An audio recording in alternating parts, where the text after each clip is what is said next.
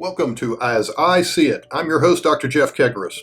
In this audio podcast series, we aim to focus on patient care, the service you should receive at any doctor's office visit, eye care education, our eyes are a precious sense, how do we protect, correct, and enhance your vision, and things that interest me, because I'm all about having fun and enjoying life. Today we want to focus on what else? Coronavirus, COVID19. There's a lot of information out there from the media, President Trump, Governor Lee, health officials, but I want to focus on what's really happening in the trenches with providers. To that end, the next few podcasts are going to be conversations with providers, both here in our offices, the outpatient side, in the emergency room, in the hospital setting in ICU, in pediatrics, and if we can swing it, an infectious disease provider. So let's get right to it. Today I'm welcoming Dr. David Zimmerman, one of the key leaders and clinical care providers at our eye care offices here in Nashville, Tennessee. Dr. Zimmerman, David, thank you for being with us and sharing your perspective on COVID-19 and the community outbreak that's really affected all of us. Glad to be here.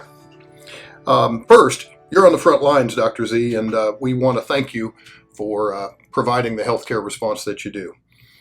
So, what's changed, modified, or stayed the same, been re-emphasized in the clinic sanitation and sterilization procedures in the office in view of coronavirus? Well, in view of coronavirus and the time of social distancing, we have re-emphasized our sanitation methods. We always sanitize things that are given to patients, such as cover paddles or sanitize the microscopes, but we make sure we're doing that in front of the patient. Make sure that we're telling the patient, I'm washing my hands so that they can see it. We're washing our hands before and after every encounter, and the room is being sanitized after every encounter, along with the doorknobs, everything that the patient would touch, including the seat. In addition to our normal measures, it's more frequent.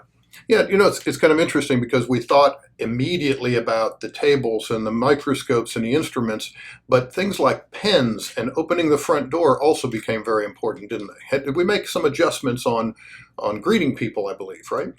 Yes, we've had, starting at the front office at the desk, we had someone opening the door for the patient so they don't have to touch the front door. Then we are sanitizing our pens or giving a brand new pen that's in a plastic wrapper that the patient can open themselves and then keep. Very good. And we're going through pens like wildfire now, aren't we? Yes. So, we're only shorter on pens than we are on masks, which has been an issue. Are we seeing shortages in the outpatient setting of certain supplies, like masks or cleaner, alcohol, etc.? We are seeing a shortage of cleaning supplies and sanitizer. It is harder to find, as you can't just go to Sam's or Costco and purchase these items as easily as you would before, or our supply stores like Amcon and Staples and other medical supply stores are a little bit more backed up, as we all know when we go to the grocery store. Mm-hmm. And what about masks? Again, we're in the outpatient setting. It's not common for us to use masks except in a rarer situation. But what about masks now? I realize we're having to somewhat hold back on them because of supply, but let's say we had all the supply. What are your thoughts on, should we be using masks? Should we not? Because it's kind of a balance of reassuring the patient, but also not alarming them with something so totally different from what they usually expect. Is that right? I agree. I do think we're going to use masks for patients who have respiratory symptoms, so that if someone just has a dry cough, we're going to be providing a mask so that some of the particles don't go airborne, but us as physicians in a room, it may alarm someone that we're symptomatic. Mm-hmm. If we ourselves has respiratory symptoms, it would be a good idea to wear a mask because you have allergies or a cold or a sneeze. But it is a balance between precautions, which reassure patients, but an alarm. So it's easy to come up, well, not easy, but it's fine to come up with this great approach and say, this is what we're going to do. But we have about 50-some people, doctors and staff. How are you communicating that to make sure that these things are deployed and actually happen each and every time by our staff? What methods are you using to communicate these methods? We're using emails and showing people in an email. We have videos. We have team meetings, so each individual team that we have here, technicians, front desk, administrative, are deploying each method to show this is what you should be doing, this is how you should do it, and make sure that we communicate that to our patients. We have staff meetings every week where we have the staff's full attention so that we can tell them and everyone is on the same page. And one thing I noticed that you've done a really, really good job of, you and Paige Pantall and Cole Evans, of making sure that there are a lot of posters around to remind both staff and patients of the importance of washing hands, etc. Right? So visibility is key. Yes, we try to have the same images in the email, on the posters, on the TV, through opto signs on the TV, and have the staff also communicating that verbally. I'd like you to wash your hands, or I'd like you to sanitize. So the patients are also doing that to help protect the staff. Okay, so let's talk about eyes a little bit, and specifically, up to recently, we basically were hearing, conjunctivitis, pink eye. It's not a presenting sign or symptom with coronavirus, but now we're learning a lot, as everybody is, and we're starting to get a few reports of an associated conjunctivitis. Is that right? Do you think that's coronavirus, or is that just allergy in Middle Tennessee? That's an interesting question.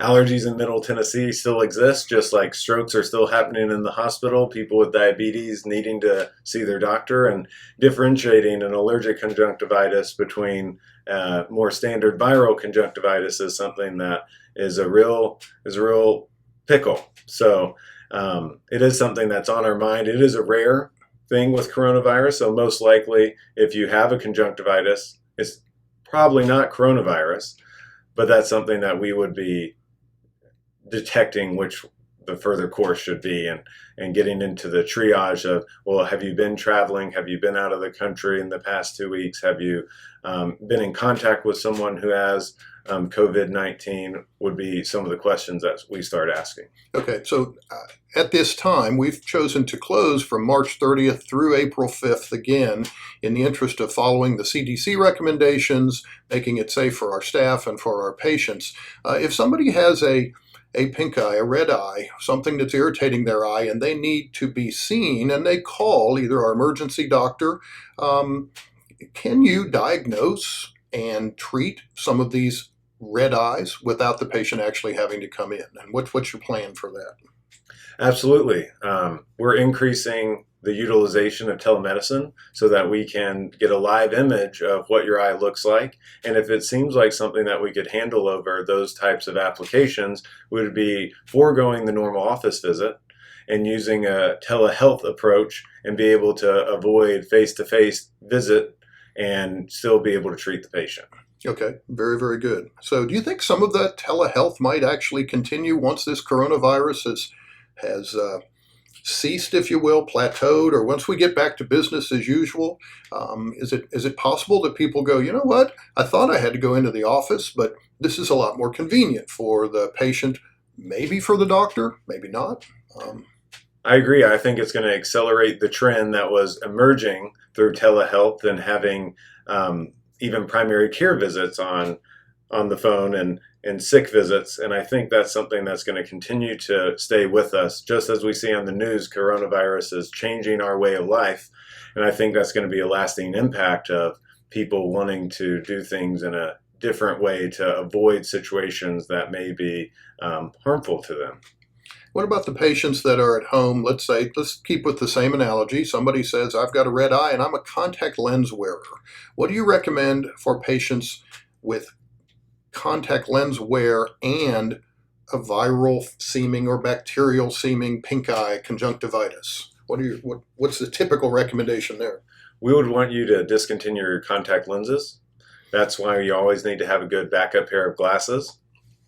But discontinuing contacts, giving our office a call, and we can help guide you through what to do if there's medication that needs to be, anything from artificial tears to prescription medications that we could call in or recommend for the patient. All right. Should I throw out my contact lenses if I have conjunctivitis and I'm being treated by one of your doctors at Cool Springs or Donelson Eye Care? That's a good question.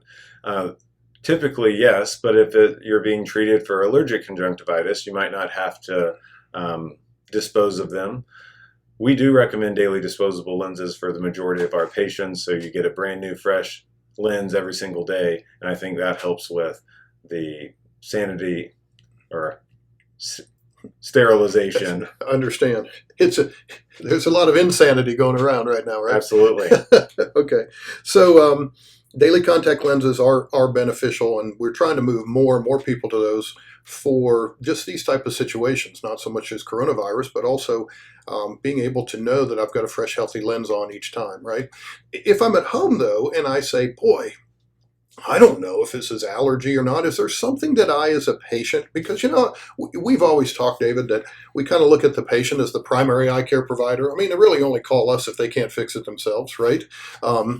So if that's the case, what's one symptom I might really notice with allergy from all the pear trees and pollens, as opposed to maybe a standard infectious conjunctivitis? Yes, allergies present more with itching and rubbing of the eyes, that uncomfortable feeling. Typically, you would also have other associated symptoms like sneezing and our allergy symptoms that we're all well aware of as running nose, itching. Okay. We've also modified some contact lens protocols, if you will. Obviously, everybody has to be seen on an annual basis to check the health of the eye for a contact lens professional evaluation, where we look at the movement, the centration, the orientation, but most specifically, the amount of oxygen getting to the front of the eye for health reasons, because we want our contact lens wearers to be able to wear contacts as long as they want. But we've made some modifications in view of social distancing. And I might add, you and I are 6+ feet away from each other here in our studio in the office. So just practicing good habits. But what modifications have we made when people are running close to low or need more contact lenses, but it's time for their annual contact lens professional exam? We have a staff member that talks to them to see if they're happy with their contact lenses, if their contact lenses are fitting well, if they're happy with how they see. And if they are, we'd forego the normal office visit and extend their contact lens prescription. But we would schedule their exam for maybe 3 months from now to make sure everything is going well once this pandemic is coming to an end or settling down. It's really a nice balance of patient safety, but also patient service. Would you agree? Yes.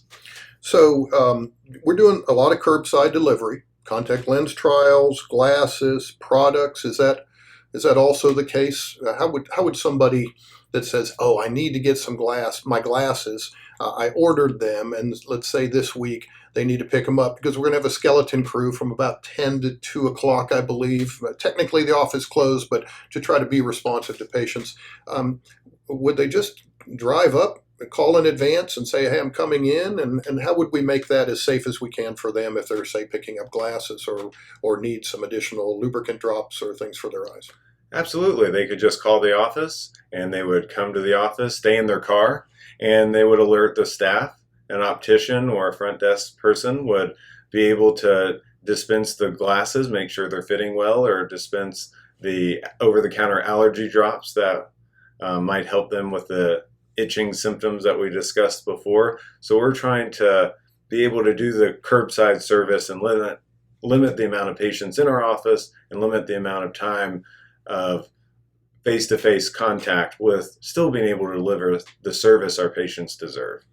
One of the things that we put up via Cole on Facebook, Instagram, and our website was a nice video reassuring and showing patients just the steps that we're taking in the office. I really want to thank Talia and Kyle and others that were greeting people at the door. Was that appreciated by patients and by the staff? How was the general reaction when we started to do that? It was amazing. Within the first hour, someone who wasn't going to come into the office came into the office because they deemed it as safe after seeing the video. They were greeted by Kyle opening the door, and they really appreciated not having to touch the handle themselves. And they were greeted by Chantel at the front, who handed them a pen and a plastic wrapper, sanitizing upon doing all of those things right when they were greeted, and had limited interaction face to face. So that brings up another thing, and that is telehealth. You talked about conjunctivitis earlier, but what are your thoughts, and what are the doctor's thoughts so far on maybe offering telehealth at a more accelerated level during this week and maybe on an ongoing basis. Is that reasonable for an eye care practice? I think it's reasonable. In this time of social distancing, we have to weigh the balances and risks and benefits, and the risk of coronavirus is real. And us using our experience and what is dangerous, talking to the patient, asking them how their vision, using applications that maybe we could check their vision, and then see if they really need to be seen right now, or if this is something that could wait for 3 months and get a plan set in place. We've also had a couple patients I know of that didn't stay at home, came in their car, and we actually took some measurements out in their car. So I guess there's a telehealth and there's an auto health. I'm not sure how to code for that, but again, it's just an answer of the staff and doctors being very responsive to try to make it as easy for the patient and successful and safe for us also, right? Yeah, we want it safe for our patients and our staff, but the patients still have needs and they need to be taken care of. So it's interesting because these times of extra stress, whether it's coronavirus or whatever it might be, kind of make us reconsider our standard habits and practices and policies. Do you think that when this is all over, and I touched on this before, but what are some of the things that we have maybe made changes during this outbreak that might also continue even if the outbreak was over? Are there certain things right in your mind now? I'm not trying to pin you down, but which things do you kind of scratch your chin and go, maybe we'll keep trying to do that? I think the frequent sanitation, communicating in front of the patients, because this will be impressed upon us in our minds for a very long time to come. The new generation might be called the quarantines. So I think the way of life is changing, and social distancing may linger for a little bit more, and the increasing applications of telehealth and communicating to our patients the measures that we are taking to help keep them safe and our staff safe, I think will continue to happen. So that's a good balance. Maybe one of the things that we'll kind of close on, and that is that at Cool Springs Eye Care, Donelson Eye Care, Performance Vision Therapy, we've really taken a very assertive approach to try to keep the safety, but be flexible and provide service to our patients on terms that they want it, that is also safe for our staff. And so that's really been a great deal of that's been under your leadership, and I want to thank you for that. Is there anything else that you, from an eye care standpoint, from a reassurance to our patients standpoint, that you want to mention during our conversation today about coronavirus and the outpatient setting? We're taking all of these measures to help keep the best safety of our staff and our patients, because we want to keep taking care of our patients, and that's at the forefront of our mind right now. I appreciate that. So thank you, Dr. Zimmerman. David, you really are on the front lines of healthcare response, and we, our patients, our staff, genuinely appreciate that very much.